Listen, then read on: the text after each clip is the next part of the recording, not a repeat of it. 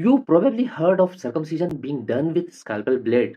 Traditional, a bit bloody, needs suture, and sometimes dressing changes for days. But what if I tell you there is a way to do it without single stitch, without bleeding, and the wound heals on its own thanks to the tiny plastic ring? Welcome back to my channel.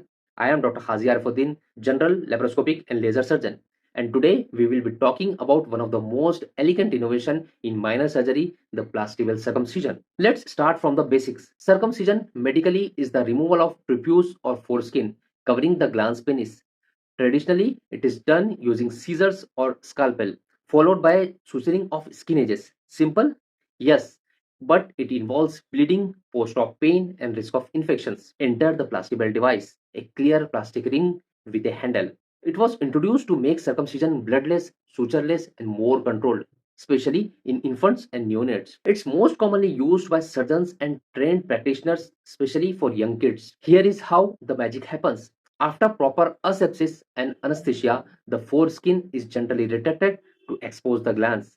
Then, an appropriately sized plastibell ring is placed between the glands and the foreskin. Soft ligature is then tied tightly around the foreskin over the groove of the ring, cutting off the blood supply to distal foreskin. The excess foreskin beyond the ligature is trimmed off with scissors.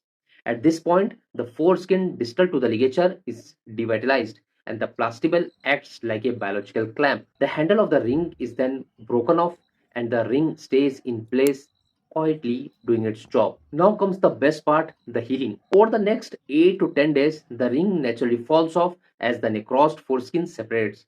No dressing changes, no sutures to remove, just a neat, clean circumcision line. In most cases, it's painless after the first day and heals beautifully. But here is where experience matters.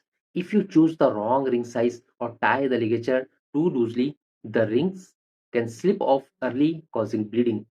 And if it is tied too tight, it can cause edema or even glans necrosis in severe cases. Other complications include infection. If asepsis is not maintained, delayed ring separation, retention of ring beyond 10 days, or meatal stenosis later on if too much of mucosa is excised. So while it looks simple, proper training and selection of correct size are absolutely essential. So let's quickly compare it with other circumcision techniques. Talking about the conventional, there are chances of moderate blood loss. Sutures are there. It takes 10 to 14 days and it is used for all the ages. Whereas Gomco's clap, there is minimal bleeding, there is no suture used.